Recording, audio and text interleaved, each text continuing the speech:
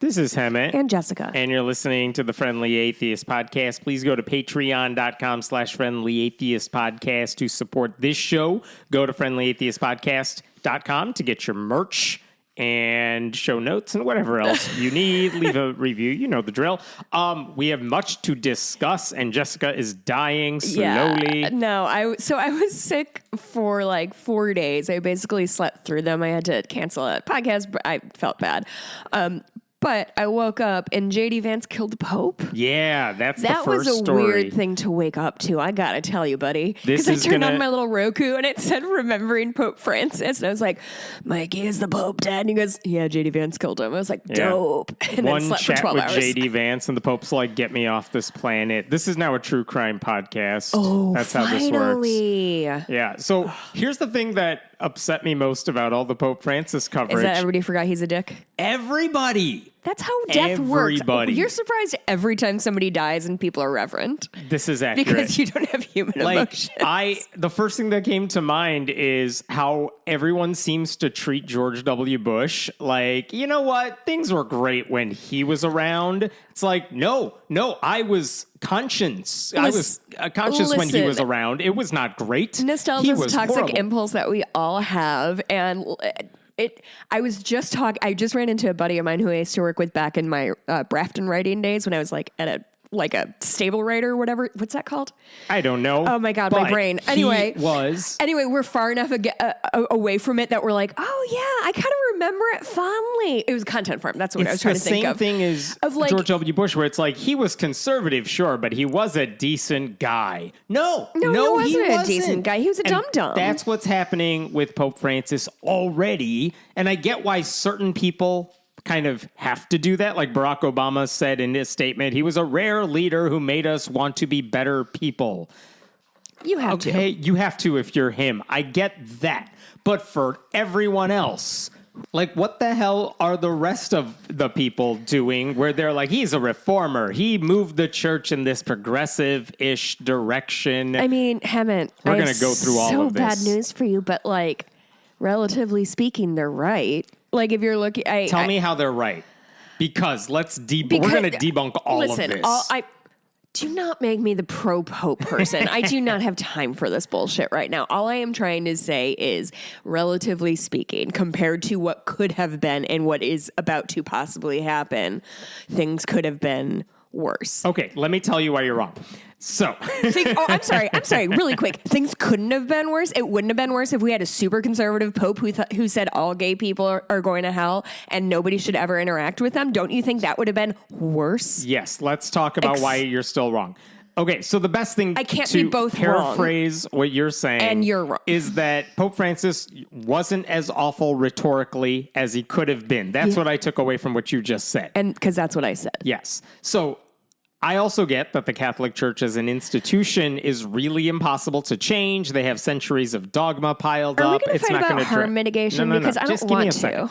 So, it's not going to dramatically pivot. I'm not expecting the Catholic Church to change on a dime. So if you make it slightly less awful, okay, fine. I guess there's some room to praise the Pope for that. But let's talk about a few instances, at least relative to the stuff we talk about, for why the Pope actually isn't better on a lot of things. I will give him credit for how he addressed migrants and refugees. Very compassionate in terms of those issues.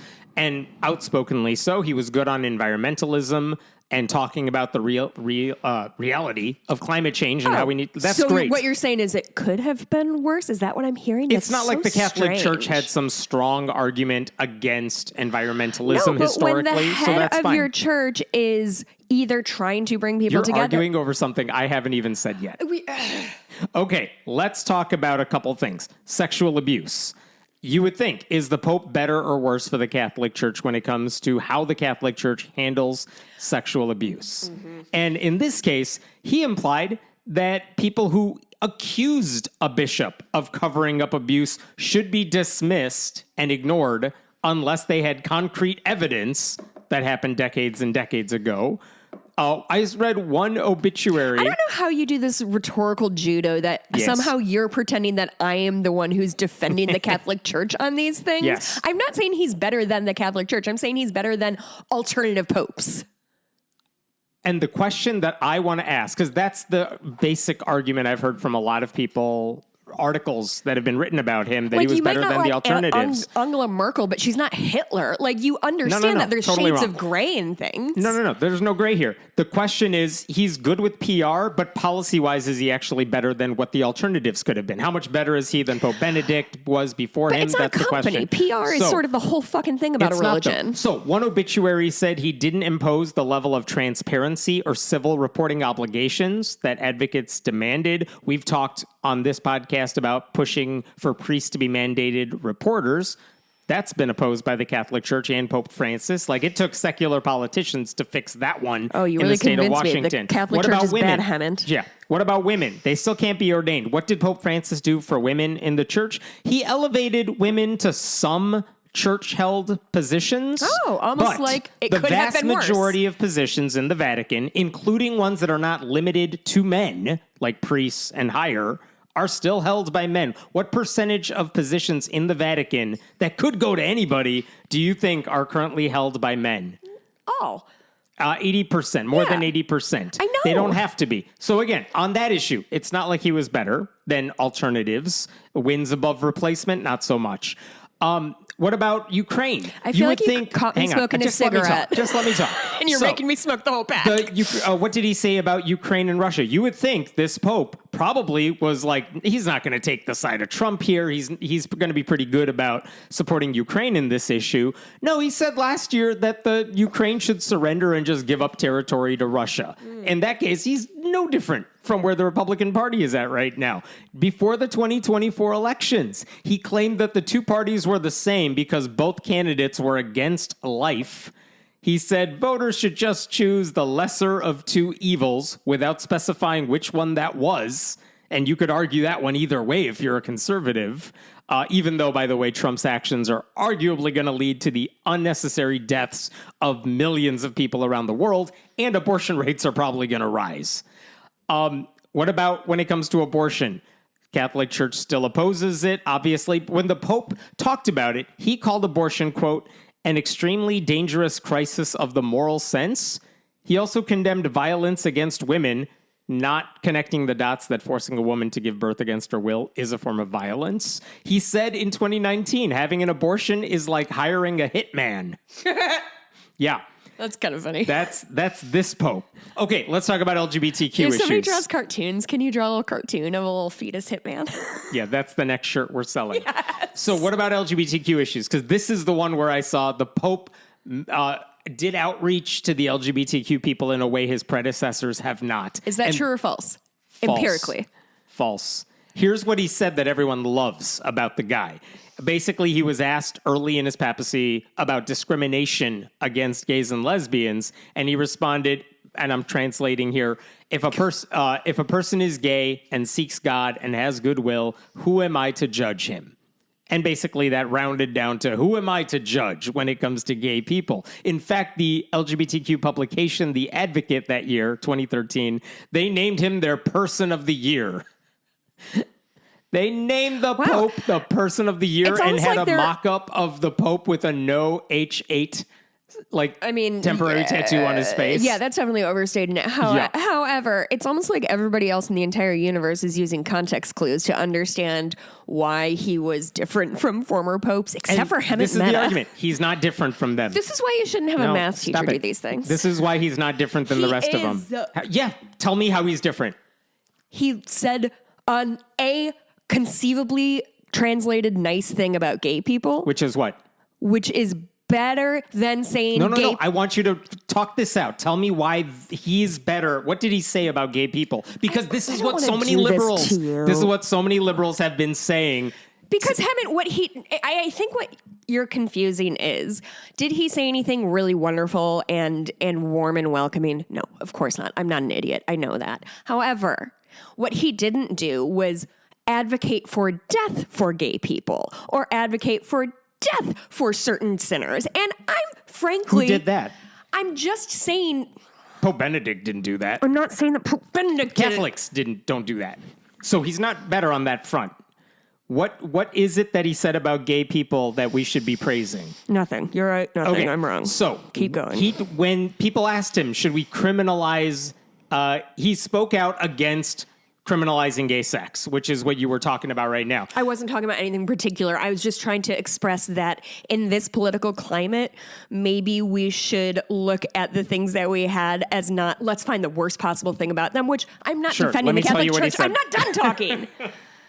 I'm not done talking. I am trying to express that while things are not good and he is not a good person and I do not follow his, I don't worship him or pray to him or think that he talks to God.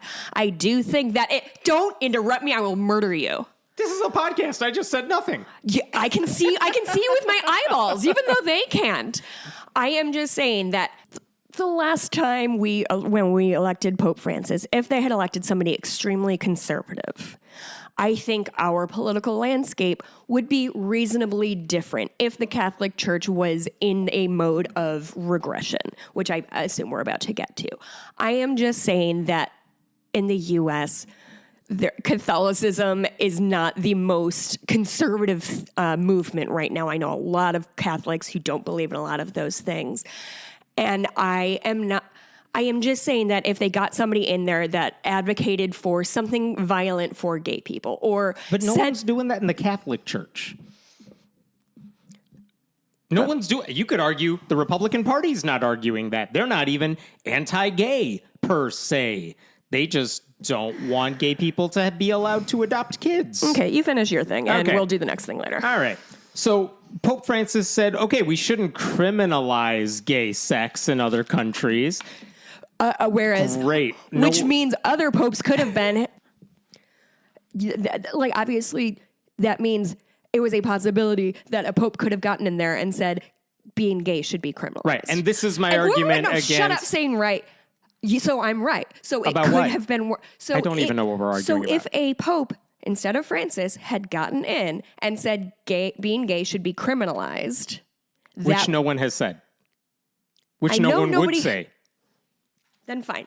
Then fucking fine. Fuck me, I guess. The Catholic Church is... Like Donald Trump doesn't say that. Is he an ally? No, of course not. And you know that. I'm not saying you're not saying that. Anyway, so Pope Francis said children are better off with heterosexual parents. He said he got praise in the press for saying priests could bless same-sex couples. What they didn't read was the fine print of that, which is that blessings are not the same as marriage, that priests are not blessing the relationship itself. Blessings cannot be given in conjunction with a civil union ceremony, much less a wedding. In a sense, he's saying these are humans. Of course, this is all true, but you're not accepting the fact that he was pushing the church into a more progressive position by doing that. It wasn't enough. It wasn't even close to being enough. But if it weren't Tell me how it's more progressive. How it's more progressive to how say is that... he pushing the church to be more progressive? That priests can perform civil unions? No, he didn't say that. Okay, you say what he said again. He said you can bless people who are gay. Okay. And couples because they're two people. Why did he have to say that?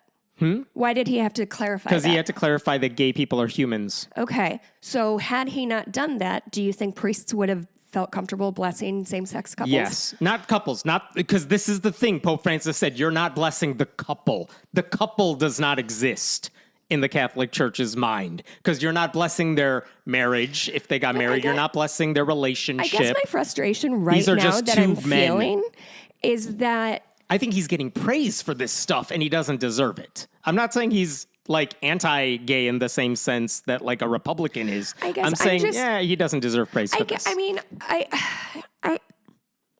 I just don't understand what you are not seeing about that everybody else is. Because I think the fact that he's acknowledging that gay people exist and shouldn't be just shunned from your life. Which is a traditional conservative Catholic position. Okay, so the next pope that comes in and says no abortions at all, no condoms at all, No gay people in churches at all. Wait. Go back to the first two, because that is the Catholic Church's position. That is Pope Francis's position. No abortions. What was the other one? You said no condoms? That's the Catholic Church's position. No gay people, period. No one has said that ever. So, okay, why don't you explain to me what the church could be doing that was worse? That is worse? Yeah. They could be actively pushing to make sure gay couples... Wait, I'm sorry, what was your question? That you're answering it. What? So they weren't actively making sure that gay couples were doing... Like, the Pope was not setting into effect, hey, we're going to crack down on gay marriage or gay adoption. They've actively said, we are cracking down on gay adoption. So he said throughout his papacy... Had anybody been in the papal seat for the last two decades or whatever... that wasn't Pope Francis. Nothing would be different. Very little would be different, correct? Okay, fine. Yeah. So he said throughout his papacy that gay men should not be trained to be priests, even if they were celibate. Do you know when he finally relented on that position? Now that he's dead? Yeah, like 2 months ago.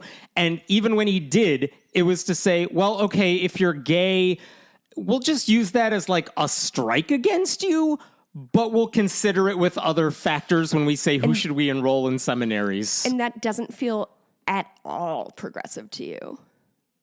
No. I don't think, I think if you asked other liberals who like Pope Francis, I don't think they would have any clue he did any of that. I'm not saying that. I'm asking, like, if would a different pope have done that? Would a different pope have said, like, okay, gay people, you can't do X, Y, Z, and I think you're sinners and whatever? I'm pretty sure that was the position of, like, Pope Benedict. I'm pretty sure that was the position of John Paul II. So you're saying that gay people exist. Catholic Church has said for years, gay people exist. We're not going to bless their marriages. But as people, like, if you're gay and you're celibate, we are fine with you.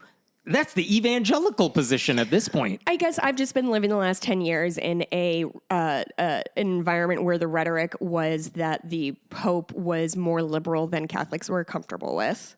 Yes, that's the general consensus about Pope Francis that pisses me off, because he was not more liberal than even other Catholics, certainly in the United States. And he gets credit for being this progressive, pushing the church in a left-wing direction, more inclusive, more tolerant, and he wasn't. And he wasn't in any meaningful way. I think recently, when he was talking about gay men, he used a slur that translates to the F word. Oh, God. Twice. Twice? New York Times columnist Frank Bruni put it this way as a gay man. He said, the Pope gave me and many other gay people hope. Then he reminded us of why we never look to his church for our dignity. Which is, yeah, that sounds about right. You give people false hope. And then you realize, oh, right, the institution is broken. What about when it comes to trans people? He is closer to J.K. Rowling and Richard Dawkins than other people on trans people. The Vatican says trans identities seek to, quote, annihilate the concept of nature. And last year he approved a document in which the church said people who subscribe to, quote, gender theory are merely making a personal self-determination, as if they just they wake up one morning and choose their gender, which is not how it works. The document that he signed off on claimed that sexual difference is the, quote, greatest possible difference that exists between living beings, which is not true. It denies any gender spectrum. It says that gender-affirming operations threaten a person's unique dignity, which is not true and totally backwards. Like, by that logic, getting LASIK is a violation of God's perfect design because you're altering what you were born with. He got credit. Pope Francis got credit for saying trans people could be baptized, as if he was doing trans people a favor. But again, this goes along the lines of, well, they're people, so we can baptize them. We're just going to set aside the whole trans thing. Which, again, I don't know why you give not you personally, I don't know why people give him credit for that when he's just saying, yeah, we want a bigger body count in the Catholic Church, so let's bless people. Like, if this is the best the Catholic Church can offer the world, then I don't know why he's getting praised as such a change. What he did that was better than the previous popes and the alternatives that could have been is he didn't walk around spreading anti-LGBTQ rhetoric all the time, but policy-wise, he did nothing for them that was any better than what a super conservative pope in his position would have done, other than just keep the same policies, but spend more time speaking out against gay people or trans people. Don't you think that a pope spending a lot of their time speaking out against gay people or trans people or immigrants or unwed mothers, don't you think that would have been... Wait, go back. Go one by one there.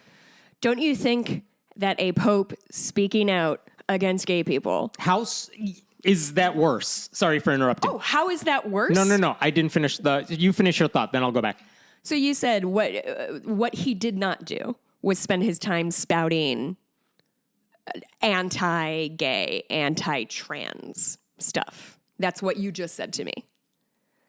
No, I mean, he believes trans people are faking it. He says that. He says that in his written word. What did you say like 30 seconds ago? I don't know. You said, God damn it, Hemmett. What? You can't just forget what you said and then pretend you didn't say it. Okay. What you said was he did not spend his time spouting rhetoric, anti-queer rhetoric. He did not do that. He was not actively anti-gay loudly. True or false? What he said publicly, he has said a lot of anti-gay stuff, anti-trans stuff publicly. Mm-hmm. He definitely did that in terms of policy. Mm-hmm. He reinforced the worst elements of the Catholic Church. What he didn't do is walk around just like, I don't know, like Richard Dawkins does these days and insert that into everywhere. Oh, interesting. So you're saying it would have been worse, you think, if he had been doing that? I don't think that's a fair characterization. You don't think? I think my argument's not against you. My argument's against people who are praising him for being some sort of ally within the institution. I'm not trying to argue and I don't think he is deserving of the credit he gets for that. Which is fair, but you also love to take down people who get any kind of credit or power, so that might be a Hemmett thing. I just am asking you, as your radio partner, to acknowledge what I am saying to you, which is, we could have had somebody in there who did a lot more damage. Will you please just acknowledge? How would they have done the damage? This is what I've finished that thought. How would they have done the damage? The way you said J.K. Rowling, Richard Dawkins are just shoving trans issues into everything they say. It's all because of trans people or whatever. If they became a punching bag under Pope Francis, the way they have with a J.K. Rowling, then I would argue, things would be worse. If once a month we had to wake up to a new, this is why trans people are spitting in the face of God essay by the Pope, right. I think that would be worse. Okay, I'll give you that. So then my issue is that the people who are praising him as if he has done something good for gay people, for LGBTQ people in general, no, he didn't. I do think some people are more interested in risk mitigation and pain mitigation. And it's the fact that they didn't regress when right now, everywhere I look, everybody's regressing back into the fucking 17th century for some reason. He didn't do that, and it could have been worse. I think that's what I wanted to see more of. I want people to acknowledge what you just said. Maybe they had a hard time because their radio partner kept screaming over them and not listening to them. Do you think that's probably why? That is exactly why. I think if You're they said debate coach, asshole. I think if people acknowledge, he was horrible on these issues, but he also could have been even worse on them. But policy-wise, it's the exact Listeners, same. we're Nothing back is better. 25 minutes. Can you please tell me if that was my point in the first place? Okay. Because I'm going to cry if not. Again, when LGBTQ publications are treating him like he is the best thing to ever happen. Yeah, no, that's incorrect. But also, people need this. People need to see hope somewhere. They need to see hope somewhere. And it's false hope because you're not getting it from Pope Francis. Listen, of course we're not. But it gives you the moment. Just let people ride the wave of feeling loved and accepted by somebody for fucking once in their life. When you're a group that spends your entire existence just being ridiculed and mocked for just existing, when somebody takes their boot off your neck, even if they're not helping you up, it's something. Let's say you're LGBTQ. I know we're both not. I know, it's annoying of us. Would you feel better going into the Catholic Church at this point? Forget Pope's death, in general. No. I think to me, it's a little bit less. I think what I have in my head is a little bit less like the people under the visage of the Catholic Church and more just the Pope as a societal leader at large. The way the Dalai Lama is like if you're not Buddhist, you don't follow him, but you kind of know what's going on with him or whatever. You know, you try to lick that boy's tongue or whatever. So that's, I guess, more the context I think about him. I don't know how the Vatican works. I saw Conclave just like everybody did. Did you see? And now we're experts. Did you see everybody watch Conclave this last weekend? It went up like 500%. It was a very popular movie this weekend. And now we're all experts on how they're going to choose the next exactly. pope. So I don't know anything about Vatican law. I don't know anything about making rules in the Catholic Church. What I can speak to is this is sort of PR arm of the Catholic Church. And the PR arm of the Catholic Church over the last decade has been at least blandly not anti-queer. And frankly, that's a respite that I think some people will take. I feel like the Republican Party right now, or pick an evangelical pastor, they always do that thing where they're like, we're not anti-LGBTQ people because we love you. We're not anti-atheists. We love atheists. We just want you to come to our side on these things. For instance, bad person, the Catholic Church stands for bad things. They do not care about gay people or children or anybody besides their own so we are on the same page. commune, but it could have been worse, and I think it is dangerous not to understand what could have been, because I just feel like 2016 happened and everyone's like, it's the same, it's all bad, and then Trump happened and it's like, oh no, Trump is much worse than Hillary would have been. I just don't want us to all of a sudden get a super conservative pope, and then it's like, oh, you remember Pope Innocent the whatever who was really quiet during World War II? Like, that's what we could have been dealing with. I think I want more people to acknowledge that if the rhetoric was better than it could have been, the whole who am I to judge thing, okay, that's all you got from this guy. And literally nothing else, because policy-wise, he was as anti-gay and anti-trans as the church has always been, and as any one of his conservative replacements would be as well. And if I'm starving to death, I'll take a slice of bread over a loaf of bread. I can't speak for the queer community. I am not trying to. I am just trying to express how the vibe feels to me, and also Hemet was making me really angry and pressing my buttons on purpose. What I do well. There was another interaction I saw the Pope have with another. This got a lot of play online because people rediscovered this clip. Here's the headline from the New York Post this week, like after he died. Tear-jerking moment, as the ad pops up on the New York Post website. Yeah, I'm going to continue without supporting this. Enshittification of the so internet. Enshittified. Tear-jerking moment. Pope Francis consoles boy who asked if his dead atheist dad was in heaven resurfaces after the Pope's death. And basically, here's the story behind it. In 2018, the Pope was speaking to an audience in a poor part of Rome, and he was taking questions from the audience. And this is an audience that has a lot of kids. And it's a long clip, and it's in Italian, so it's hard for us to understand, so I'm not playing the clip for you. But basically, a kid wanted to ask a question. The kid is crying, can't really get the question out. And the Pope's like, come up here, talk to me, what's going on? And you just kind of see video. You can't hear them.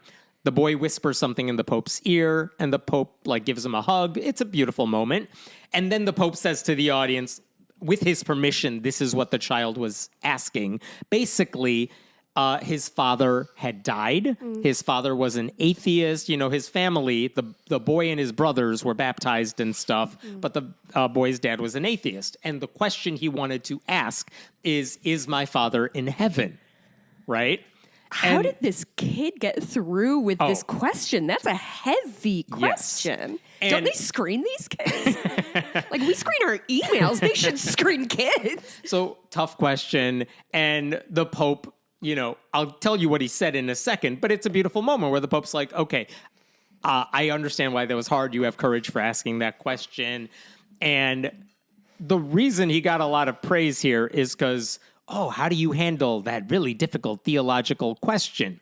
And what the headline seemed to say is that the Pope said to this boy, here's the quote from the article. He asked the whole audience, does God abandon his children when they are good? And the whole audience of kids, Yes. no, Oh. of course not. And he says, there, child, that is the answer. God's not abandoning your father. Your father was a good man. So your father, like implied, your father is in heaven because God takes care of his kids. Oh, good. Right? That so was now the I don't have to go to implication. church or tithe. Or... Yeah, right. Now, here's the thing. How does the Pope know this boy's dad is good? Not just in the sense of, well, you're look at asking his me a cute little question. boy. Right. How could an evil man have such a cute little boy? He said, the reason we know your father was a good man is because you and your brothers have been baptized. And if your father was willing to get you baptized, surely, the Pope said, this pleased God very much. And I just want to pick that apart. It's like, think about what that means. I know it's a beautiful moment. I know he's just trying to answer the kid's Is it question. that beautiful a moment? Right. Is it? Like, the implication is that, oh, this father would have been a piece of shit Yeah, if he didn't right? get his kids baptized. Like, his goodness depended on whether he allowed his kids to participate in a Catholic ritual. And he did. And we don't really know why he did. Maybe he was just trying to appease the wife's family. But that's why God is happy. And had he not done that, well, then sure, your dad's in hell right now, little boy. Like, the child may have been consoled in that moment. But it sounds more like a Christian youth pastor who tries to connect with atheists who are like, I also don't believe in a bearded man who sits on a cloud in the sky. Like, it's so childish. It's like, And then he turns his chair backwards. Yeah. And that's like, that's not what we think, dude. You're just implying something that is not the issue here. So... And the other thing worth acknowledging is that the reason this kid was so damn upset in the first place is because religion, Catholicism, had taught him to believe that his dad, no matter how awesome his dad was, might be suffering in hell in the afterlife. We should be really upset at the people who led that boy to believe that lie. Yeah. Not necessarily praising the guy who swears the boy's dad avoided hell because he allowed his kids to be dunked in water. Like that, that video just kept pissing me off. Do you know why I was baptized as a Catholic? Why were you baptized? Have you heard this story? No, I don't think I have. So both my parents were raised Catholic. My mom, Italian Catholic. My dad, or Roman Catholic, I guess. My dad, Irish Catholic.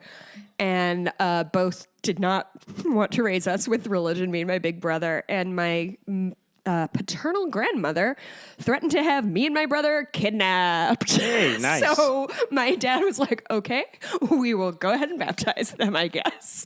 So that's why I am a member of the Catholic Church, because my grandmother, who did not like me very much, almost kidnapped me. And you're never leaving their roles. I went through a phase in my 20s where I was like, should I try to expunge myself from the roles? And then I stopped caring because I stopped being in my early 20s and had shit to care They about. count you as a member. Should I though? Is that something I should pursue again? You should, just for the symbolism of it all. I would like that. Yeah.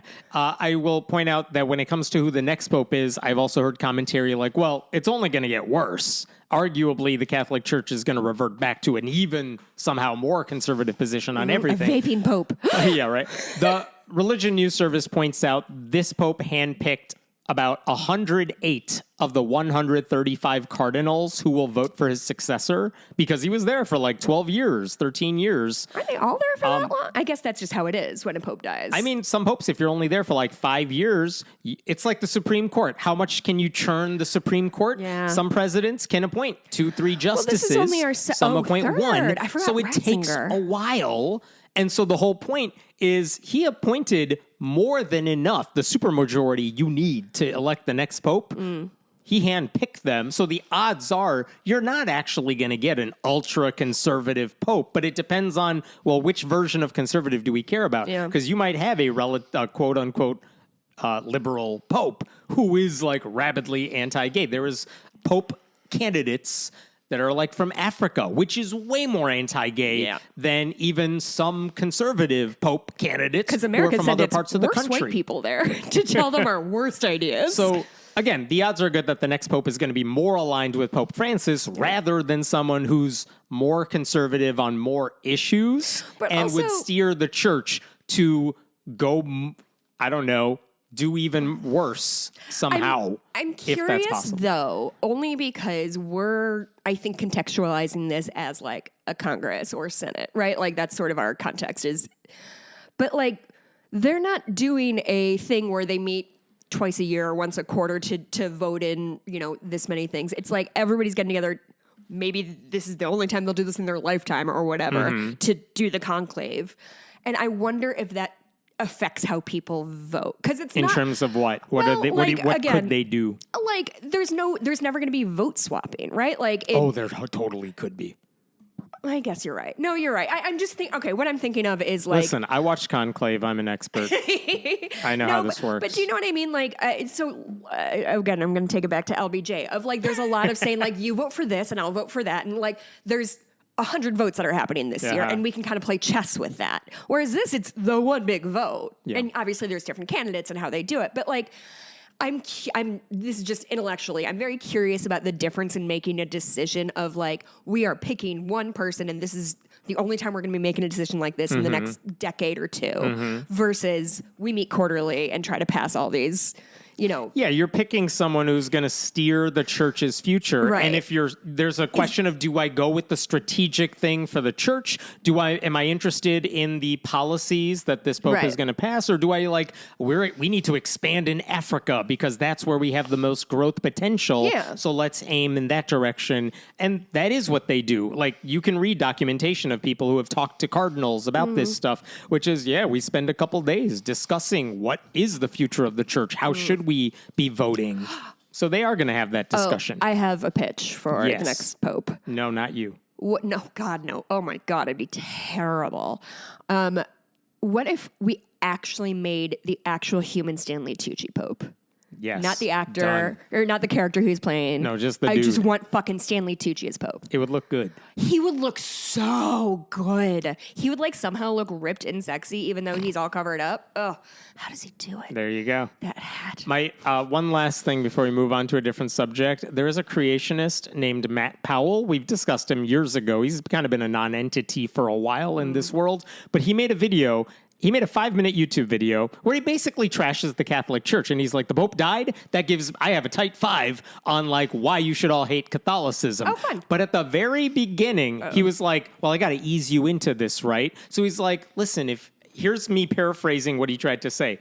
If you're Catholic, this must be a really hard time for you right now because you just lost the Pope. And my heart goes out to you. Now, let me tell you why you're wrong and you need to abandon the church and, move to a different type of Christianity, which is mine. That's what his video was about. I want to play for you the first 10 seconds of what he said. So he's a Christian YouTuber. He is an evangelical creationist. I'm sorry, my brain blanked out for a second. Listen to this because he's trying to lure you in. Like, I totally get where you're coming from. I'm a good Christian, and let me tell you why you should ditch the Catholic Church and all of its rituals for the true version of Christianity, which is mine. Which flavor is he? Super conservative, evangelical, non-denominational creationist, I assume. But anyway, listen to it. Wait till you hear it. So I recently heard about the death of Pope Francis, and a lot of Catholics are mourning right now. And to Pope Francis's family, I do want to give you condolences on behalf of the Christians that feel bad for you personally for having lost somebody that you do love and care for. He just gave condolences to the Pope's family because I'm sorry you lost your loved one. It's like, who wants to tell him? There's a really strange YouTube cadence that this guy has that, he's not emphasizing the correct word that you do love. I don't understand. I just love the idea that this guy's like, I'm sorry to his wife. I'm sorry to his kids. Yeah, right. Dude, come on. Anyway. All right, let's talk about something that's not the Pope for a moment. That was it? That was it? I thought he was going to say something. He spent the next 4 minutes saying stupid stuff, but you know how that one's going to go. Oh, good for him. All right, this is a follow-up I have for you. We talked about this maybe a week or two ago. Basically, Mormons have this thing they call seminary, which is we need to get religious education to children before they're old enough to think for themselves. Oh, yes. And sometimes they do it before school. Sometimes if they have release time, they can do it during school. But the gist of it is, hey, parents, drive your kids to the local Mormon church so we can do this education thing. Sometimes it's really early in the morning, and then pick them up and take them to real school, whatever. A lot of people have religious education, but the Mormon church calls that seminary, and they do it all these kids who are born in Mormon families kind of go through this thing. And the thing we talked about a couple weeks ago is that there is a city in Arizona where the local Mormon church is like at least 15 minutes away. And so if you're doing it during the school day, and like, let's say you get one period that you could take off, it's an elective class and they want to do release time, to drive or even take a bus to that church and then back, you really don't have any time left for the religious education class. Yeah. And so you do it on the bus. You could do it on the bus. And so what we talked about a couple weeks ago is that at a place called Cienega High School, it's part of the Vail Unified School District, the Mormon church came to the district and said, can we just build a building on your campus to host these classes, and we will pay for the building, and and it's your building. We're just paying for it. And what we're not going to do is make a secret tunnel from your building to our building. And they said, we will literally lease this building from you. This thing that we are making, we'll buy it, lease it for 12 hours a day for 10 years. And then you have it the rest of the time. And you have it at night if you want to yeah. use it at night or something. Like 6 a.m. to 6 p.m. We're going to rent it every day for 10 years. And then maybe we'll re-up the lease depending on how things go. And the school board's like, yes, because we have a lot of Mormon kids at this school. And they just agreed to this. And it's like, you can't allow a religious institution to build a church or whatever version of church you want to build on your campus. Oh, and by the way, that includes very low rent of $100 a month, plus $500 for maintenance and stuff, and 4 parking spots right next to the school and all of that. I forgot about the parking spots. Why is that so funny to me? And this is what the board agreed to. Yeah. And this is what we talked about when it happened. And everybody else was like, guys, no, And so don't. after they agreed to this, a group called Secular Arizona, their legal director, Diane Post, she sent them a cease and desist letter saying, you can't do this for ethical reasons, for legal reasons. I mean, you're not paying market value for rent if you're the Mormon church. Who cares if you're building the building? That's the church doing it, whatever. But you can't charge them low rent as a result of that. You also are creating this religious institution on campus. You can't do that. Yep. So there's a bunch of reasons, she said. She said, quote, the benefit to the Mormon church far surpasses the benefits to the district. She also said, yeah, dog. This project cannot proceed. You must cease and desist immediately. Too many legal problems exist to be able to move forward. The combined violations of federal and state constitutional law and state statute cannot be overcome. It is best for all concerned to move in a different direction. Right? And when she says federal and state constitutional law, Arizona's constitution has what's called the Blaine Amendment that says no public money or even like the idea of it can be used to promote religion in a public institution. And that's at the state level, yes? That's at the state level. I mean, that's the same reason an argument like that is what people used in Oklahoma to get rid of their charter school that was supposed to be a Catholic school. That's now at the Supreme Court. So here's the amazing thing. We talked about that a couple weeks ago, earlier this month in April. Well, this week, the Vail School District posted something on Facebook. I'm just going to read it to you here. Dear Vail parents, staff, and greater community, we would like to provide an update on a matter of community interest involving the agreement between the LDS Church and the Vail School District regarding the donation of funds for the construction of a community room and the associated lease of that facility, blah, blah, blah, blah, blah. Yesterday, we met with representatives of the church to discuss the status of the agreement. This is the agreement everyone signed already. Earlier this evening, we received formal written notice from the church indicating their decision to exercise their contractual right to terminate the agreement. No. In short, this action by the church brings the lease and donation agreement to a close. ...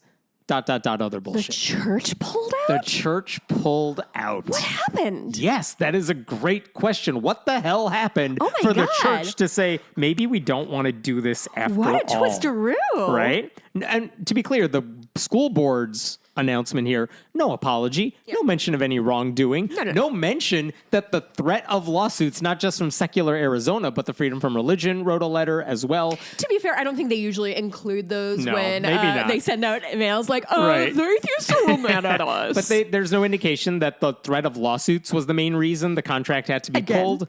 That's not unreasonable. Yep.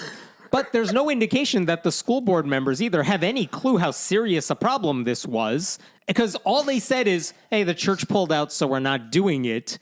Well, there's nothing stopping them from saying yes in the future by the way they wrote that. I have a question. Yes, there's still more about where this is coming from. Oh, okay. Then you keep going. So on last week, about a week before they posted this message, the superintendent, because there was a lot of backlash and a lot of media attention to this story, the superintendent held a meeting with the community saying, if you have questions about this arrangement, come talk. I'll be there to answer your questions. And the pushback there was fierce enough. This is from a local news article about it. Retired teachers, residents, and parents of students and former students said they felt enraged, frustrated, and disenfranchised with how the agreement with the church was carried out. Like, we had no say in this.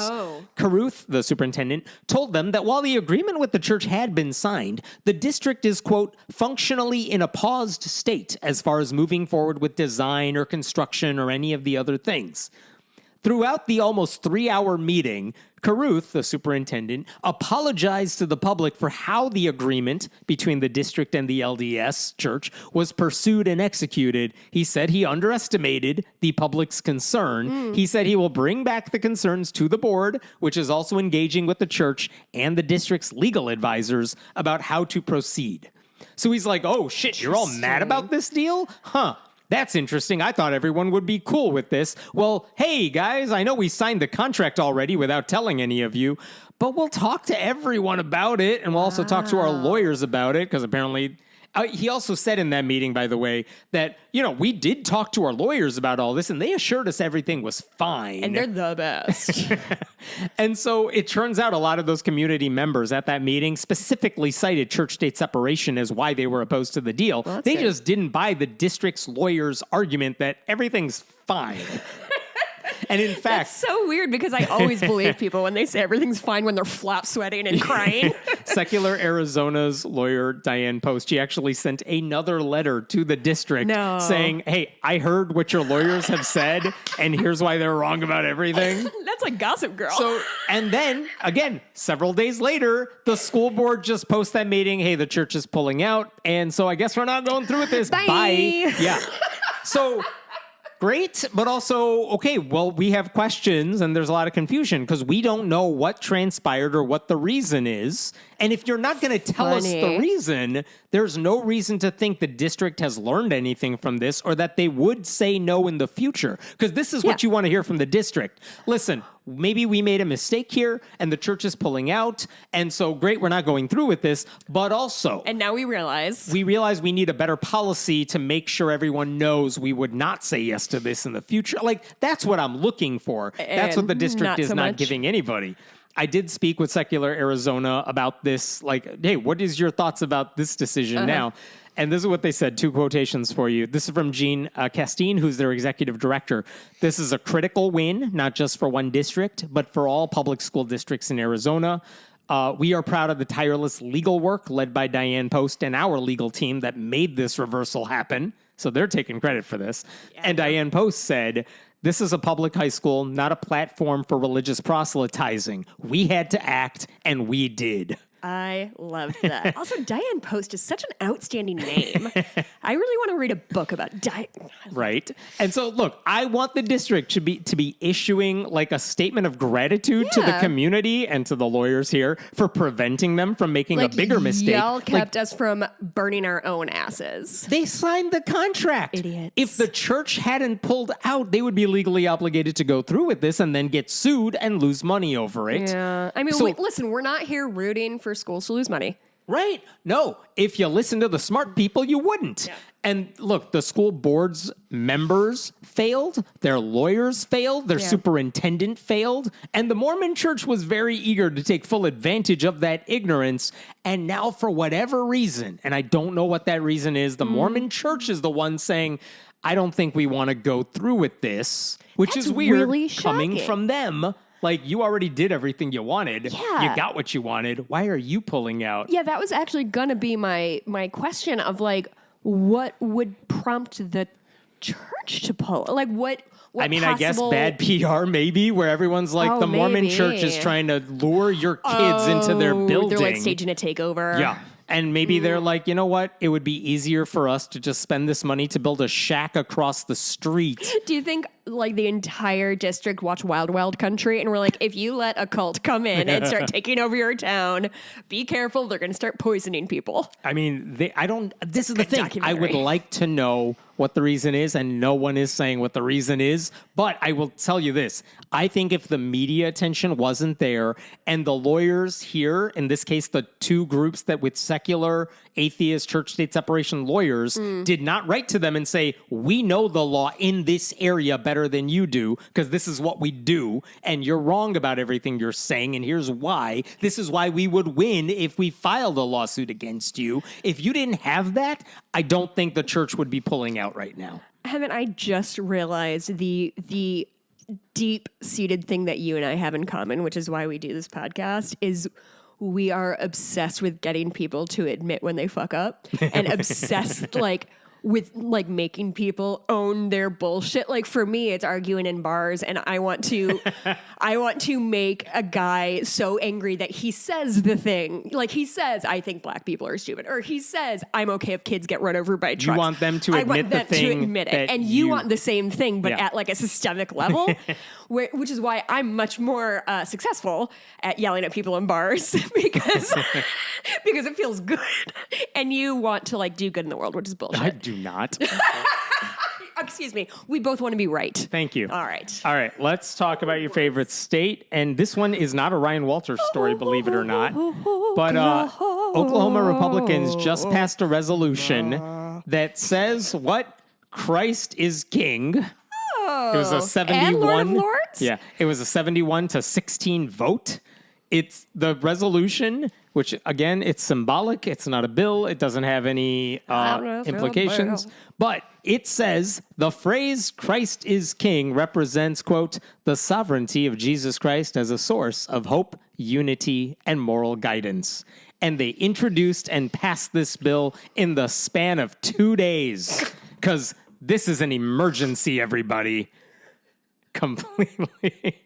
Shane Jett, who is the Christian nationalist who sponsored. Shane Jett? Yep, we talked about him before about something else. I mean, I love his name then too, I bet. Is that a Stardew character? He basically was like, why are you all mad about this? He said, it's just a very warm, inspirational way to honor Christ and to recognize his role in the foundation of the nation and the important role that he plays in the hearts of Oklahomans all over. I wish Hemant just, instead of anybody getting to read their own quote, Hemant has to read it in his dork voice. And then he said, you guys, it's not a bill or a law. It's just a proclamation, quote, honoring the role of faith in the history and culture of Oklahoma. So Boy. they passed this bill in 2 days, but there had to be room for debate because with the resolution even, you still get to debate the bill even though it might seem futile. And so I want to play for you a few clips. These are interesting because Democrats knew we don't have the votes to stop this, but we can try to call out what's wrong here. The first one I want to play you is from a Democrat named Andy Fugate, I think, but it's a short clip, but he's asking one of the bill's other sponsors, Jim Olson, hey, are you familiar with the history of Christians in Oklahoma? Because turns out we have a lot of Native Americans in our state. In Oklahoma? In Oklahoma. It's almost like everybody shoved them over there for some reason. Yeah. And he's also like, do you know what Christians did at boarding schools? Just listen to the question. Check it out. Check it out. Are you aware of the religious schools that were taxpayer funded in the territorial days of Oklahoma and the atrocities that were perpetrated upon Indian children, tribal children, in the name of Jesus? Jim Olson's thinking. I was not aware of that. I'm not certain how that relates to the resolution, though. That's it. I don't know what you're talking about. That's it. And he's like, but that has nothing to do with what we're talking about, how awesome Jesus is. Yeah, boy. So that's one thing. Again, I've not heard of it. That's just me doing an imitation. I'm you sorry. go. I like mimicking. Now, he wasn't alone in trying to explain this Democrat who Does asked he that give question. him an opportunity to say, well, this is what they did? Or is he like, irrelevant, sit down? Yeah. No, he had time to gate. He explained a little bit about that history and the tragic history of what The Christians mass graves did. that are nearby. And again, he got to speak his mind, which is kind of all you can do. But then here's another one. Her name is Representative Michelle McCain. She's a Democrat. I did not know this until I listened to her speech. She's an atheist, and she said she was an atheist. I reached out to people who follow this stuff like I do, and I'm like, did you know this woman was an atheist? And they're like, nope. Oh. So we only found out she's an atheist because she's about to tell you in this speech. But here's another Democrat speaking out and saying, listen, this resolution is bad. Is she going to introduce herself again? I forgot her name. Michelle McCain. And she says, look, if you want to honor Christians in the state, I'm all for it. I love the Christians in this state because I like the state of Oklahoma and the people in it. But also, that's not what this resolution does. Yeah. And she's super sarcastic. I don't know if you could tell from the voice that she's about to deliver it because she's serious, but she is sarcastic. But check out what she said. It's a longer Thank clip, you, and here you Mr. go. Speaker. I'm standing up against this resolution not because I happen to be an atheist and disagree with the resolution itself. I would actually gladly support a resolution to acknowledge Christian contributions to our state's history, especially if we would be truthful about some of the things that it has contributed to, which are not positive. And to my colleagues who want to operate from a place of Scripture, Romans 13 says everyone must submit to governing authorities. For all authority comes from God, and those in positions of authority have been placed there by God. So anyone who rebels against authority is rebelling against what God has instituted, and they will be punished. So for starters, I do appreciate that your God apparently placed me here. I'm grateful for that, so that I can also tell you that the Constitution requires a separation of church and state. And according to the scripture of the God that the representative says he wants to acknowledge in this resolution, we are to follow the governing authority of this country. And I would gladly support and debate in favor of a resolution to acknowledge the Christian citizens in our state, to acknowledge their contributions and even their beliefs. What I do not believe is appropriate for us as a government body is to stand here and declare that one specific belief is the highest above all others. And also, we are a democracy and do not even have kings. So again, inappropriate. It's a waste of time and resources. It has wasted taxpayer funds by having our legal department even type it up. And so I encourage all of you to vote no on this and to also report this to Doge. Very funny. Sorry, that took my breath away, Yeah. that last beat. Yeah, I did appreciate the thing that we're celebrating this phrase, Christ is King. She's like, we're in a democracy. What We are you- don't have a king. That was great. Now, the most fierce pushback came from someone we have talked about before. His name is Mickey Dolenz, who is an atheist, who is in the Oklahoma legislature. His name's not Yes, Mickey it's Dolenz, the that's name the from the monkey. Monkees. He knows that. He's been getting that his whole life. But he is a legislator in the Oklahoma State House. He's a really good and drummer. He knows these issues as well. He offered the most fierce pushback from for all of this because he spoke as someone who's been fighting these battles for a while now. So he made the link between this resolution and Christian nationalism and how this bill elevates religion over non-religion and Christianity over other religions. And he said a few things that I want to play for you. Let me start with this one here. But again, this is a guy who actually knows what he's talking about and is trying to point out that this resolution is not good. Today, I rise to amplify the voices of Christians across Oklahoma who recognize this resolution as rooted in Christian nationalism, which we know is not a religion but a political ideology that is rooted in power, control, and intrusion. I also rise to amplify the voices of our Jewish friends, of our Hindu friends, our Buddhist friends, and agnostics and atheists. What we are doing here is more than a symbolic gesture.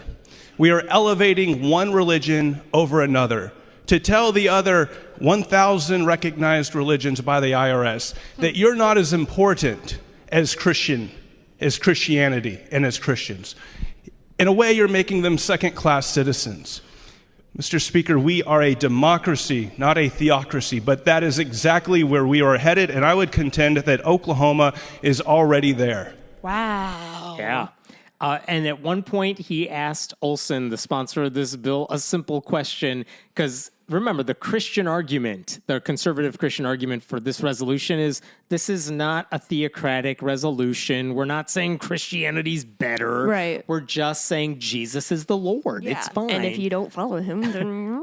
Yeah, this is not anti-anybody. So then Dolan's asked one more question, and I just want you to listen to the pause after his question because Olson knows the answer, but he doesn't want to answer it. All right? Okay. Here's the question from Dolan's to Olson. Speaker, Representative, in the spirit of fairness and equality, would you also support a similar resolution declaring Allah is supreme?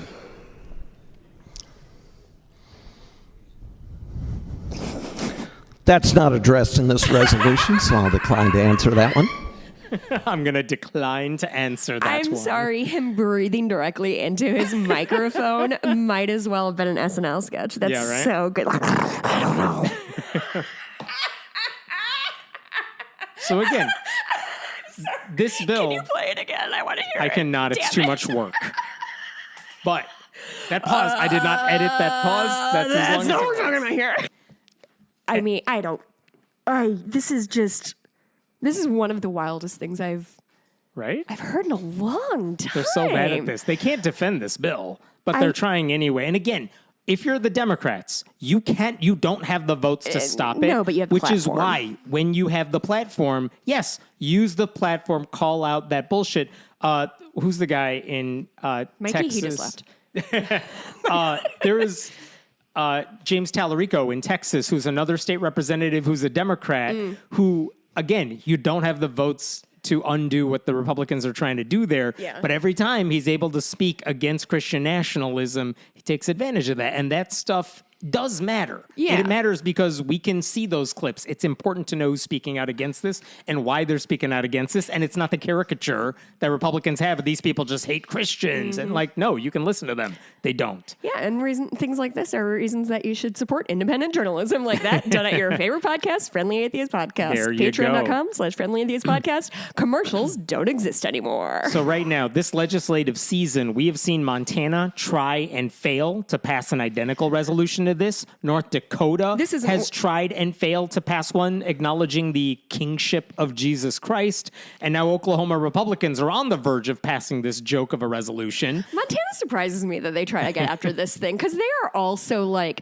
ruggedly independent on their little plots of land that it just makes me laugh that they really want to get involved in government. I mean, they could be doing something useful with their power, but this is what Republicans in Oklahoma are doing. It should also be noted that, while this resolution, I would argue, is just trying to push Christian nationalism, the phrase Christ is king has been used very recently, popularly by a lot of right-wing extremists as basically shorthand for what appears to be white supremacy and anti-Semitism. Cool. So it's like, I know that's not probably what they were thinking. They just want the Christian nationalism of it all. But the fact that they didn't even bother trying to acknowledge, hey, this particular phrase is being co-opted by more extreme people than you right now. They're like, who cares? I love Jesus. Here's what I think is really interesting about that. I'm not on social media very much anymore, but one of the reasons I left was because I got really tired of the dirtbag left of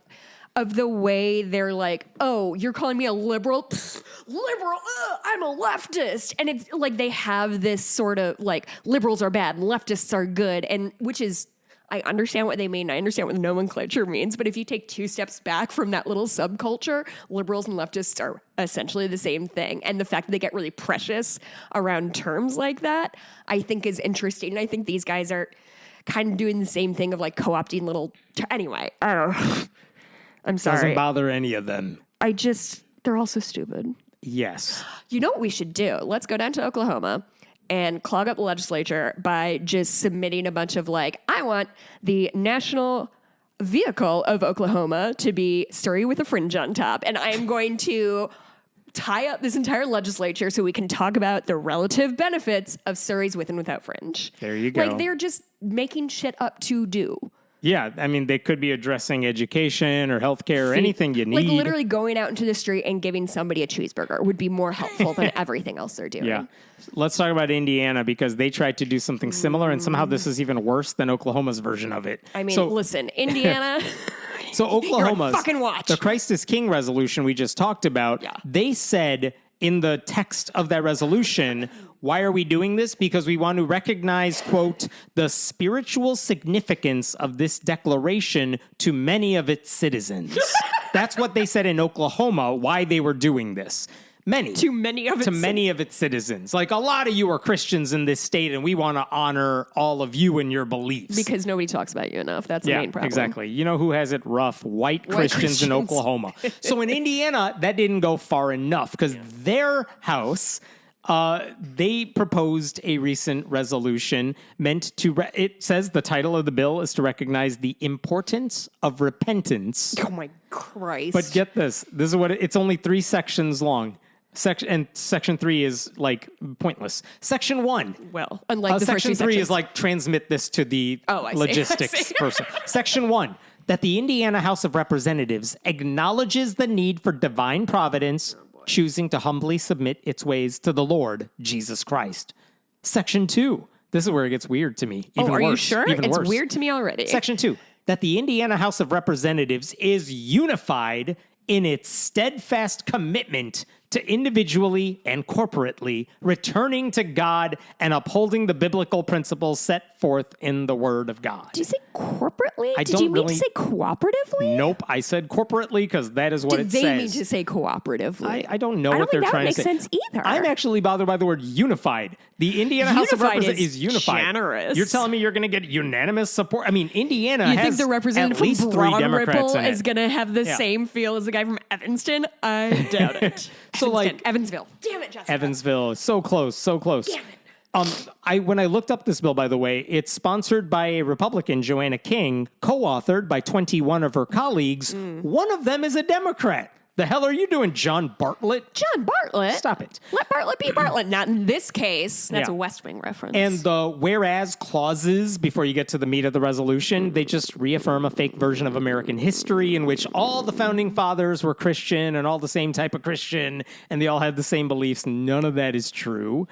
So obviously this goes against both federal and state law. The Freedom from Religion Foundation said very explicitly, Representative King is sending a clear message to her non-Christian constituents that she does not see them as full Americans. This is Christian nationalism, and it runs counter to the principles of the U.S. Constitution and the Indiana Constitution. He also pointed out, Ryan Jane of FFRF, that it perpetuates the myth that the U.S. was founded as a Christian nation. I would just also point out the lady who sponsored this bill is one of the most transphobic members of the legislature. She also recently introduced a bill to allow kids as young as 14 to drop out of school so they can work full-time on their farms. I'm sorry, what year did this come out? Yesterday. And she supported a bill to end same-sex marriage right now. Right now. In Indiana or yeah, let's nationally? just undo it. Sure. So that's the thing they did. I don't think you can do that. Yeah. Wow, what a monster. Yeah. Let me give you an update on one more story here. Okay. Actually, I'll get to the update in a second. Let me talk about this one other issue which happened in Hartford, Connecticut. They recently, before Easter, they voted for and passed a thing to raise a Christian flag at City Hall. And the decision was made a couple weeks ago. The city council in mid-April voted on a resolution to raise the flag to recognize, quote, the contributions of the Christian community before Easter Sunday. And there were 2 people who voted against the resolution on this. I can't tell if, I can't remember if the board was 5 members or 7, but 2, I think 7. 2 people spoke out against it. And they said, none of our concerns are anti-Christian, but 1, we're worried about the message this sends. 2, we're worried about the legal issues. One guy who voted against it, Joshua Mitchtom, he's Jewish, and he basically said it's just disrespectful for the Christian community to be honored by the city council because, listen to the reverse psychology here, it's disrespectful because who are we to honor Christians? We are, quote, far less accomplished and respectable than the Christian groups themselves.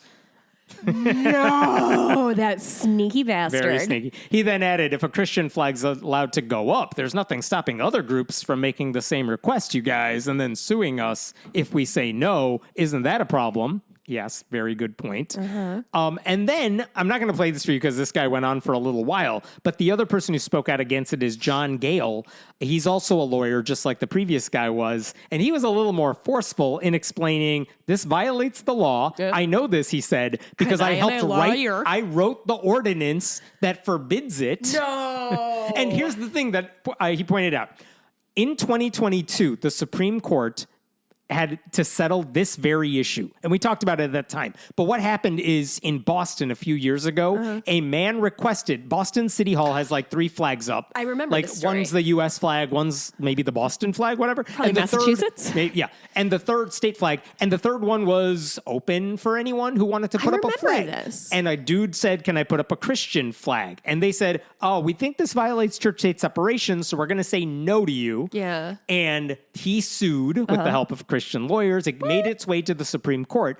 And in 2022, the Supreme Court did exactly what you think they were going to do. They said, look, you have an open flagpole. You have said it's an open forum.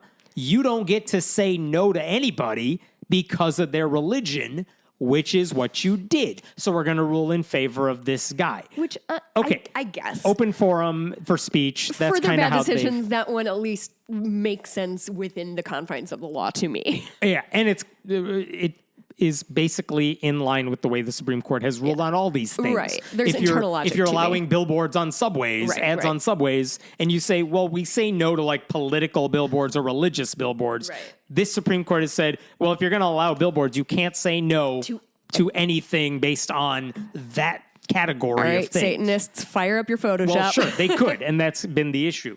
So in response to that Supreme Court ruling, this council member in Hartford, John Gale, he said, oh, we want to avoid this situation. How do we react to what the Supreme Court just ruled? So what he said, and this is the resolution he helped write and got passed, is that he said the city's flagpoles are not intended to serve as a forum for free expression by the public. Okay. It's not it's not an open forum. We get to decide what goes up there, not you.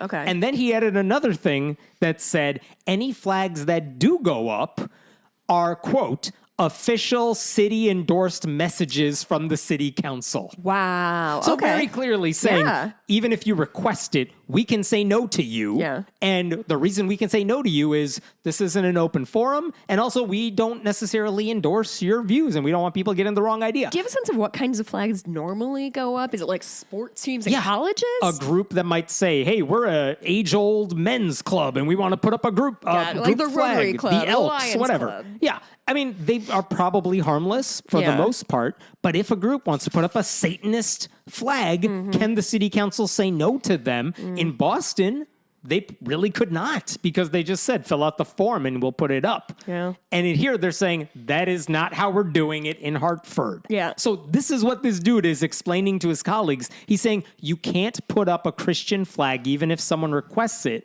because this is not an open forum. It is city-endorsed speech. I know that because I helped write this shit. And this is a huge mistake. We are setting ourselves up for failure and a lawsuit. And then the other 5 members of the city council said, that's adorable. Who cares? And they voted 7-2 for putting up the Christian flag. Yeah. Those 2 guys I mentioned are the only ones that spoke out against this. God. Now, this is actually the second year they've done this. They did it the first year. The same dude's like, don't do this. And it kind of went under the radar when they did it last year. In fact, at the same meeting where they accepted those new rules for who could fly that flag and that it's city-sponsored speech, at the same meeting where they adopted that ordinance, they also voted to put up the Christian flag then too, because not very smart people on the majority of this council. In for a penny, in for a But pound. no one seemed to notice, and there wasn't a lot of media attention about it, so they just like, all right, we dodged a bullet there. Right. And now they're doing it again, but this time there We're is talking attention. about it here. And, yeah, and that's all it takes. So the question now, they ended up putting up this flag right before Easter, for Easter weekend.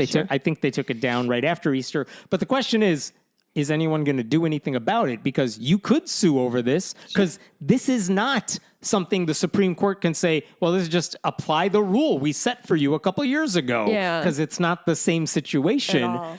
But on the other hand, the argument is, I don't know if anyone wants to sue over this, because relatively small potatoes. And also the last thing you want is, even if a judge says, yeah, the atheists are right here, conservative groups are like, oh my God, we're going to keep appealing to the Supreme Court because we want the ability to do this everywhere. And it might be easier for church-state separation groups to just say, it's wrong, we'll suck it up, because it is better for one city to have to deal with this than a lot more cities trying to do copycat versions of this. Almost like a Streisand effect kind of thing of like, just let it happen, let it go by. I don't know. Yeah. Here's my proposal. That third flagpole, just put up a Hartford Whalers flag so they can always remember their defunct hockey team, the Hartford Whalers. There you go. Which, if anybody has a Hartford Whalers shirt, I would love one. Mikey really likes defunct hockey teams. And that's a good one. I got one last one for you, which should be relatively fast. This is an update from a story we talked about. Remember in Ohio, where they do release time for kids, and LifeWise is the group that's like, hey, we'll take your kids to a local church. We'll partner with them, and we'll give them the religious education classes they need during school and all of that. And the governor of Ohio, we talked about a week or two ago, signed a bill that basically mandates that every school needs to offer release time, and it can't be a district by district decision now. But here's the thing. When we talked about this a couple of weeks ago, what we mentioned is that every school board needs to adopt a policy for how do you want to do released time, right? Frankly, it seems insane that it exists. I just remember being in high school and like they had to know where I guess I didn't cut classes. People cut classes, so I'm sure you could get away with it more easily than I thought. I just felt very like overseen all the time, but I think that was just my anxiety. So when we talked about this like a week or two ago, one of the things they mentioned is that one school district in Ohio said, all right, we need to have a release time policy. And the one they passed said, I mean, you can do it during these hours, whatever. But one rule we're putting into effect is when kids come back from release time, they cannot bring stuff. Candy or trinkets or basically or a cool bribes. Hartford Whalers t-shirt. Yes. No bribes to try to lure the other kids to go to Christian class. Yeah. So just no one gets to come back with stuff. And I didn't know this at the time, but basically, think about this. Let's say you're a district in Ohio and you have to adopt a policy to deal with release time. If you're the school board, what do? Do you have like, hey, Jess, you're on the school board, go write a policy from scratch? Oh, I would love that segment. That could be the subject of a lawsuit later on. Like, no. What they do is they might say, well, there are organizations in our state that understand these laws better than we do. They have lawyers dedicated to this stuff. And they put out things that say, hey, school boards, you all need a policy for this. Here's a draft policy for you. You can copy paste this. This is for you to use. And in Ohio, there is a group called the Northeast Ohio Learning Associates. NEOLA is the acronym there. And basically they advise schools like, hey, you are going to need to have a policy describing how to handle this stuff for the, quote, ever-evolving legal landscape. And they write policies. And school districts can take the drafts, adjust them as needed for their community, but whatever. So when it came to release time, and when it came to the governor signing this bill, Neola said, hey, we got a sample policy in place, but now that this bill just passed by the governor, here's a revised version of a release time policy that all of you can use. And remember, all of you now, by law, have to have a release time policy. And so they had a few adjustments from the old version they had for districts that wanted to do it to the new version that everyone now has to have. Right. And the adjustment said, for example, in the past, the guidance said students cannot skip a core curriculum subject class to attend a religious indoctrination release time class. How can they ensure that? They can make a rule. Schools get to dictate what a core curriculum class is. But like if your break time or whatever is from, 10:30 to 11:30 a.m., like everybody has a different class at 10:30 High schoolers to 11:30 have different a.m. schedules. Like I and can't stuff. imagine how they can. Because they don't just offer one period for release time. So kids can say, I'm going to spend fourth period going to my release time class. Another kid might say, I'm taking my sixth period classes release time. And these groups like LifeWise, Oh, yikes. they accommodate based on, okay, most of the kids at this school have this period free, and we're going to offer 2 sessions, one this period, one the other period, and we'll do the transfer. Okay. All right. So anyway, in the past, they said you can't skip a core curriculum class. Their new version of the policy is a little more lenient. They say, what is a core class? It is one that is graded.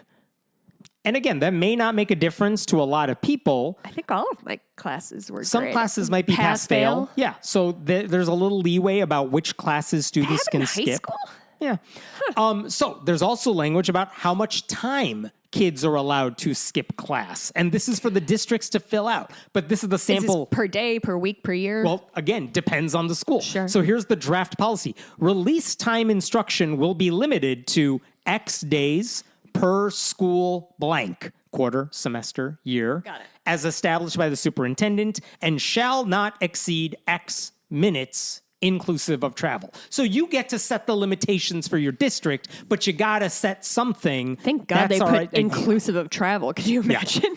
So again, We're going to there's Salt Lake City, kids. there is language about how to handle background checks that like the religious groups have to pay for them. They have to provide documentation. And if they don't do it, the draft policy says, the school can say, we're not going to release students to you without that documentation. I mean, I feel like nobody knows better than Hammett how tricky it is to get a school's permission to like remove kids from campus for any kind There's of a reason. lot of documentation that Hammett takes is a speech place. coach. He's not just a creep. Right. And a creep. Also, right. And then there is a section in their draft policy that says you can put in a rule that says don't bring any bribes back from class. And this is actually, I didn't realize this a couple weeks ago, this is where that school district got the language. They just copied pasted what Neola suggested, which is any private entity providing religious instruction during the school day must agree it will not provide participating students with any materials, snacks, clothing, candies, trinkets, or other items for their return to school. Good. Okay. Yeah. So that's what they're getting. And why is that important? Because if your friends are taking a Bible class and getting prizes and candy, and then they come back, then you're going to want to go too. It's not illegal. It's just peer pressure. It's coercive, and it's bad for religious minorities and their families. It's a strain on those families because, like, your kids coming home, they don't know any better. They're like, I want to go to this Christian class that my friend goes to because they get little toys. And now the parents are in a rough position. Right? So when Columbus School District, when that Columbus City School District adopted that policy, LifeWise at the time said, well, it's not going to have an effect on anything we do, which is what you would expect them to say. We're just going to keep doing our thing. But like, I was thinking, well, they kind of got to be disappointed though, right? Like that was their best recruiting tool, giving candies to kids to lure their friends. But they haven't done it. Because what are they going to say? What are they going to say?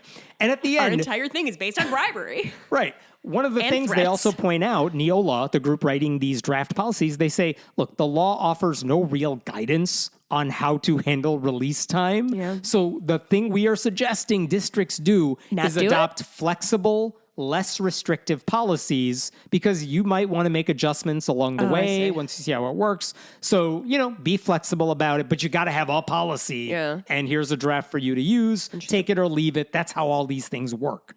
So that guidance infuriated Republicans so much that they are now trying to minimize what that guidance says. Last week, Ohio's Republican Attorney General Dave Yost, he sent a letter to every school board in the state saying, do not accept guidance from groups trying to thwart the new law.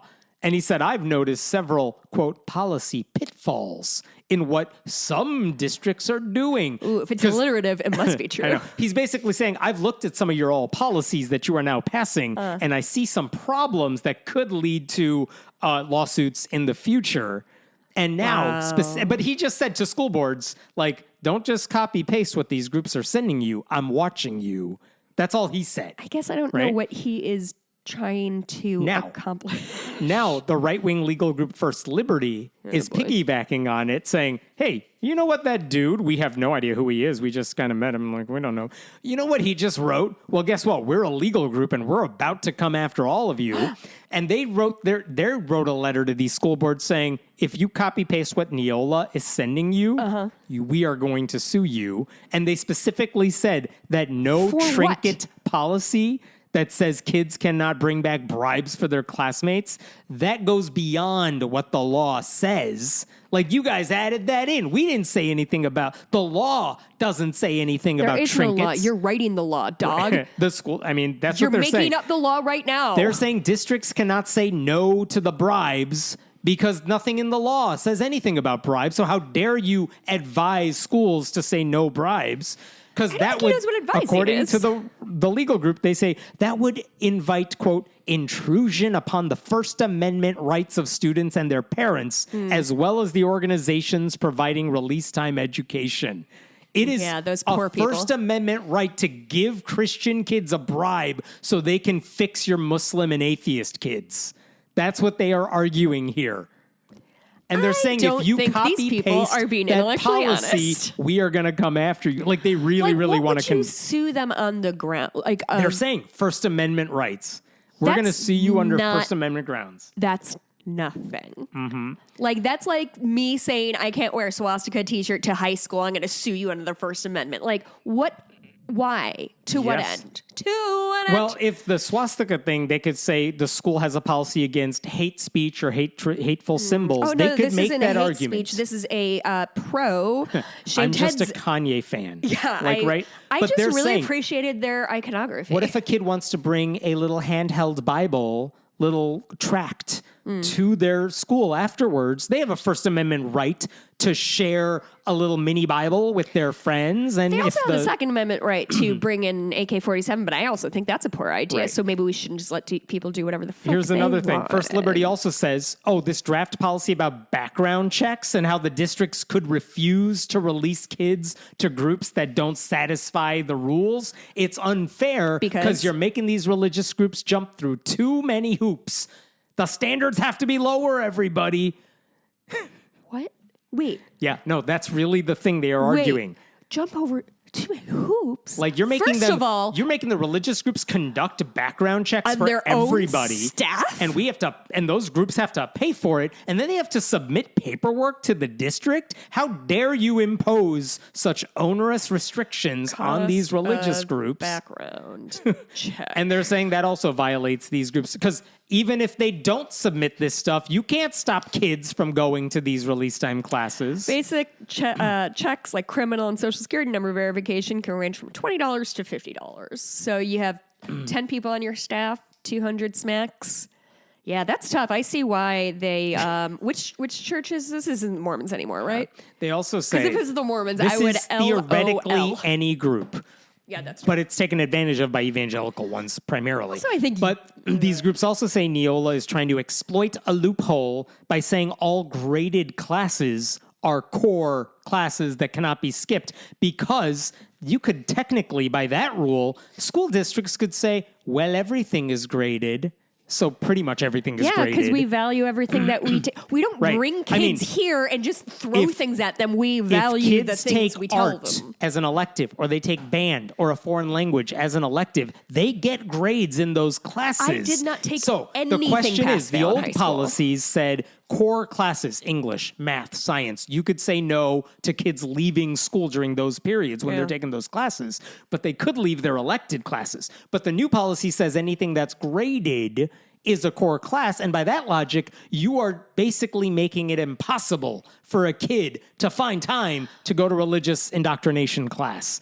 And in the first of all, middle of that's the not school true. day. You could skip lunch if you want to and eat your lunch at the church. Or you can do it not during school hours. Or you can do it not during school. Would be my suggestion. It is not the district's job to provide students with meaningless class periods they can skip. That's exactly right. Like, religious indoctrination classes should be optional for kids who have time to go. Right. And if some kids want to load their schedule with either quote unquote core classes or electives, and that means in their district they won't have time to leave for release time, okay, that's on the kids. They get to learn how to do art and photography and kick a ball poorly if So they the need bottom to. line is, this law was written badly by Republicans. Groups like Neola are now trying to help districts by saying, all right, here's a sample thing you can use, because the law is not very specific on this Could you stuff. remind me, Neola, what's their what's their jam? Are they conservative? They're liberal? They're just a nonprofit? Nonpartisan. They're just saying school districts have a vested interest in making sure the policies adopted across the state. Every district has different board policies, but you all need it. Yeah. And where do you get them from? Okay. Our business is giving you policies that are legal, and you're not going to get sued over them, and they adapt. Like, you can buy a subscription with them and say, hey, we need policies on this and this. Give us what we need. So this isn't like the ACLU or the Family Leadership Council or whatever swooping in to stick their nose in. This is just a group that is trying to make this work for them. Yep. Legally. Yep. And they're getting... okay, so here's what I have been thinking about this entire time we've been talking about the off-campus nonsense. I participate in physical therapy with some children. I volunteer doing it. And they always have goals. They have like 8-week sessions, and they're like, okay, here's what we need to accomplish. And this is why we need X amount of time and X amount of space. And this is what we're trying to get to. And I feel like teachers, to some extent, have that obligation as well. And this year, I'm going to get this done. I want to teach this subject, this subject, this subject. But these religious education classes are just not, they don't need to get there because they're preparing for a test. They're not trying to earn towards something. And obviously not everything has to be like building at a thing, but how are they making it that this has been necessitated? Like, are there so few hours in everybody's day that they can't take an hour between 6 and 7 p.m. to do their religious education or whatever? They hate public schools, and the groups that take advantage of this, like LifeWise, would rather see kids ditch public school and the time that they are in public school to get indoctrinated into their religion. I guess that's why they're doing You're this. right. And the thing is, the law the Republicans passed, all it really says is every school district must allow for released time.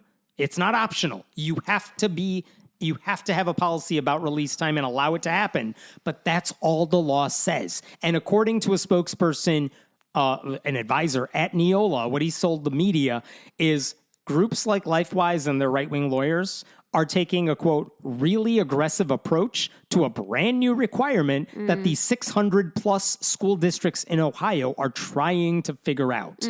Because this is the thing. The school districts should be allowed to set whatever boundaries they want in the implementation of this dumb law, especially when it comes to the safety and well-being of students. They can set whatever hoops they want these groups to jump through, because all they have to do is have a policy in place that says, all right, fine, you can have release time, but you can I don't only have to make do it easy for the church to do their job. And this That's isn't not my even job. School districts saying we're going to make it hard for you. No. They're saying, okay, well, we don't want a kid to skip a graded class, and we want to make sure they are being released to a place where people have passed background checks and we have it on file so we know who they're interacting with. Because that kid goes off campus, something happens to him, and somebody wasn't cleared a background check, was a repeat offender. What's going to happen? The school's going to get their ass sued. Right. And here's the thing. Right-wing groups thrive on publicity, which is why they're like making a big deal about this. The thing is, they got what they wanted. They wanted this law allowing release time. Republicans passed it, and now these same idiots are mad because it turns out public school districts, unlike them, have higher standards. And they're trying to hold these groups to those higher standards. And these Christian groups, these right-wing groups, are now going and saying, what? No. The standards need to be as low as possible. We want kids to skip important classes, even though they get grades in them. And who cares about the background check? We'll do our background check. The Catholic Church is like, we do background checks all the time. You could trust us. Hammett, it's the C's get degrees lot. Oh my God! It's all the people I went to work for these organizations. It's all the people I went to college with who unironically said C's get degrees. Those are these people. They're like, everybody's just doing the very bare minimum to skate by in their life, right? Everyone is just skimming the bottom so they don't get caught. Nobody's trying to make the world better or make yourself smarter. Or they get very mad when people try to make the world better. They're actively trying to degrade. That's exactly public what it schools. is. It's exactly. So there you go. This is terrible. Mikey, good news. I got to talk about the Hartford Whalers twice. Nice. Where do we find us? You can go to patreon.com/friendlyatheistpodcast to support more arguments on this show for half an hour. Oh my God. It's what we do best. You're being a dick. It's what I do. I know. You can also go to friendlyatheistpodcast.com and get merch. You can leave reviews on all the things. Yeah, one such review is new swag from Bibliophile G. Update.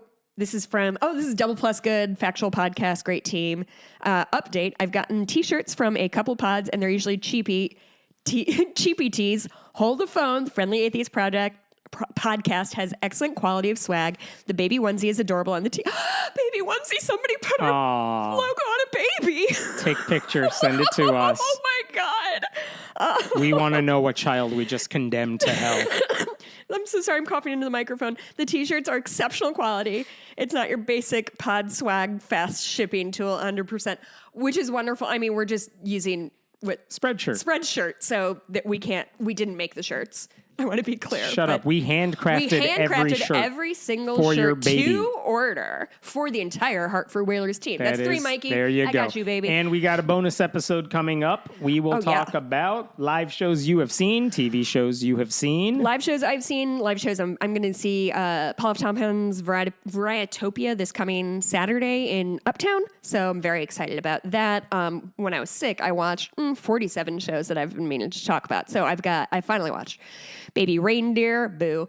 I did not like that. I watched The Ladies' Companions, which is a Spanish kind of Bridgerton, Spain Spanish, not South American Spanish, which is fun. Probably other things that I told you already. Email us, friendlyatheistpodcast@gmail.com. We do read all of them. Sometimes they make me cry, and I read them to my husband. Okay, I think that's See you next all. week. Goodbye, everybody.